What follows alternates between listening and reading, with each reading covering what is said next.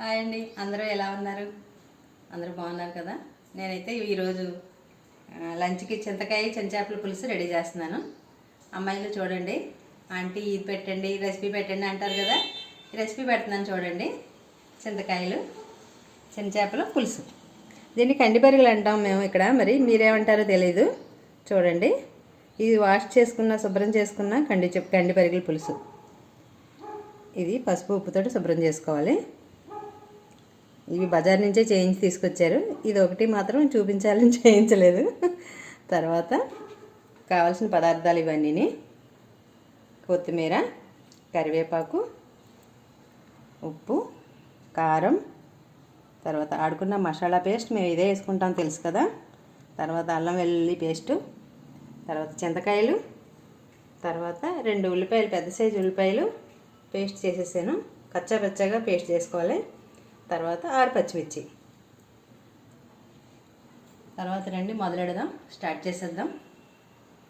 చింతకాయలు ఉన్నాయి కదా, ఈ చింతకాయల్ని ఉడకబెట్టుకోవాలి. మనం కొంచెం వాటర్ పోసుకొని ఉడకబెట్టాలి.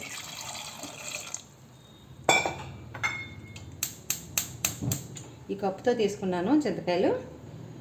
చూసుకోండి, ఇంచుమించు పావు కేజీ ఉంటాయి, పావు కేజీ చింతకాయలు ఉంటాయి. ఓకే, ఉడికాక అప్పుడు చూపిస్తాను.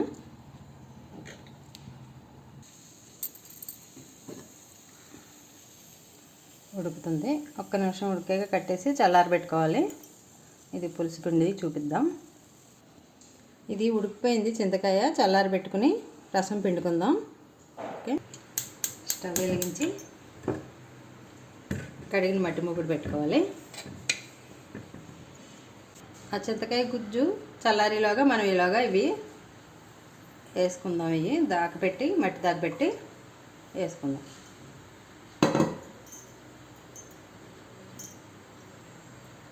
ఫస్ట్ ఉల్లిపాయ పచ్చిమిర్చి వేపుకోవాలి. 6 పచ్చిమిర్చి, 2 ఉల్లిపాయలు పేస్ట్ చేసుకున్నాం కదా, అది ఇందులో వేసుకోవాలి.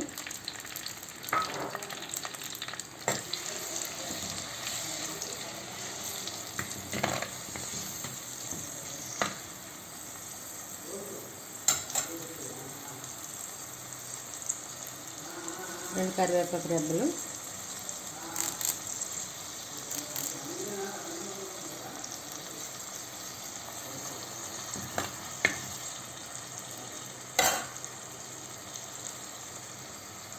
కొంచెం ఉల్లిపాయ మగ్గడానికి కొద్దిగా ఉల్లిపాయ ఉప్పు,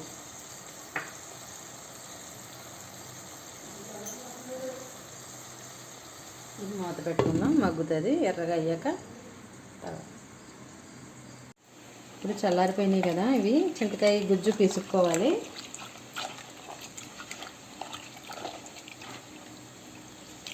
ఇలా స్మాష్ అయిపోతాయి.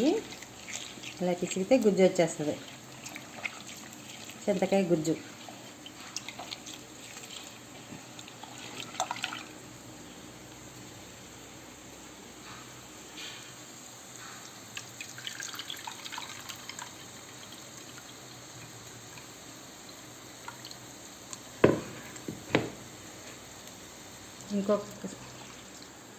ఇంకొకసారి మళ్ళీ ఇలా గుజ్జు తీసుకుని చేసుకుంటే వాటర్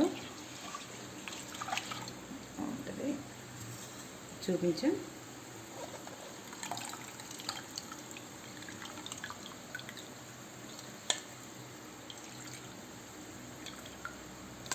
ఓకే, గుజ్జు రెడీ అయిపోయింది.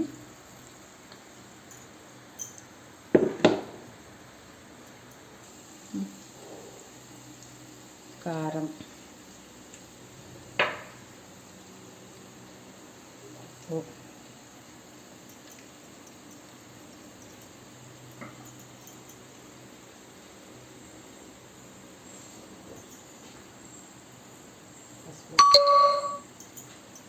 తర్వాత ఇవన్నీ కలుపుకోవాలి.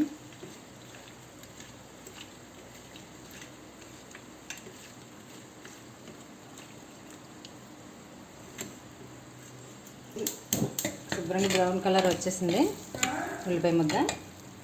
దీంట్లో అల్లం వెల్లుల్లి పేస్ట్, గరం మసాలా ఆడుకున్న ముద్ద పేస్ట్, వేసి మొత్తం కలపాలి.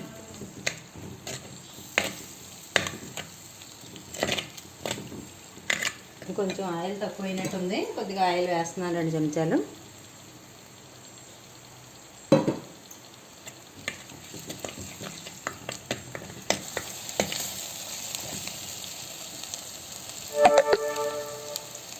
ఇలా పచ్చివాసన పోయేదాకా వేయించుకుని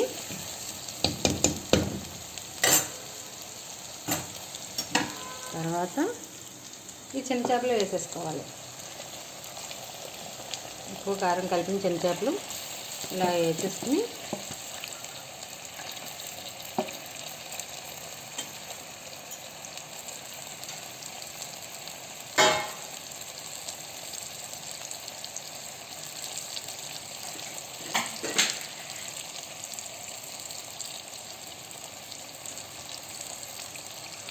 ఇవి ఎప్పుడు గరిటె పెట్టకూడదు. చిన్న చేపలని ఇలా తిప్పాలి, ఇలా పైకి కిందకి కుదపాలి, ఇలా తిప్పాలి. చిన్న చేపలు అలా పెడితే విడిపోతాయి, గరిటె పెడితే విడిపోతాయి. అలాగా ఒక 2 నిమిషాలు అయ్యాక పులుసు వేసుకుందాం.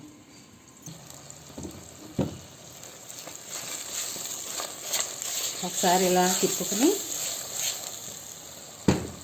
తర్వాత ఈ చింతకాయ పులుసు వేసేసుకుందాం. గుజ్జు చూడండి, ఇంకా పెచ్చులు ఏమన్నా ఉంటే ఇలా వడకట్టుకునే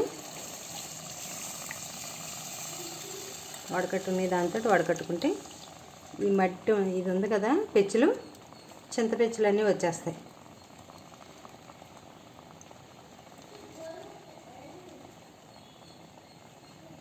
దీంట్లో పెచ్చులు వచ్చినాయి, దీంట్లో పెచ్చులు వచ్చినాయి.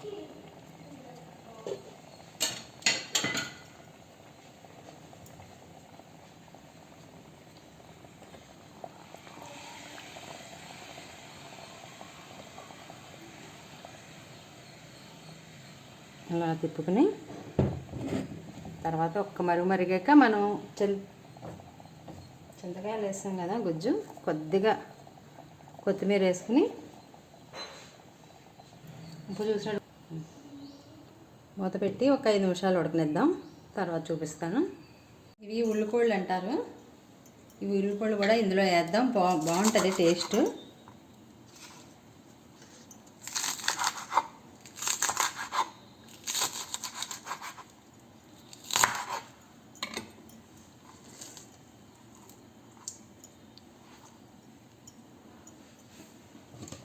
ఇవన్నీ అమ్మమ్మల కాలం నాటి వంటలు. అమ్మకి నానమ్మ చెప్తే, అమ్మకు మాకు మేము తెలుసుకొని చేసిన వంటలు ఇవన్నీ, పాతకాలం వంటలు.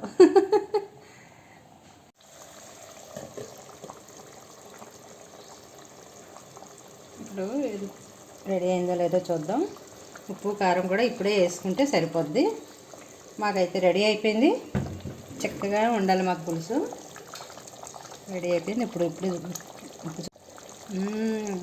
పుల్లగా కారంగా భలే యమ్మీగా ఉంది చింతకాయ పులుసు. రెడీ అయిపోయింది.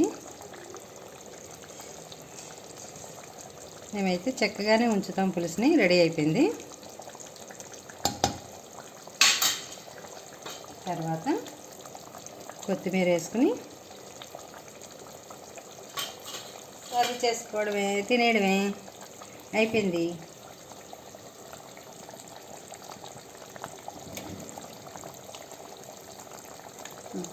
ఇది మట్టి మూగుడు ఏముందంటే కట్టేసాను. కింద మంట చూపించు. కట్టేసినా కూడా ఒక 5 నిమిషాలు ఇలాగే కొత్తమని ఉడుకుద్ది దాకా, మట్టి దాకా. అదే స్పెషల్. అది అలా ఉడుకుతూనే ఉంటుంది 5 నిమిషాలు. ఓకే, చిన్న చేపల పులుసు.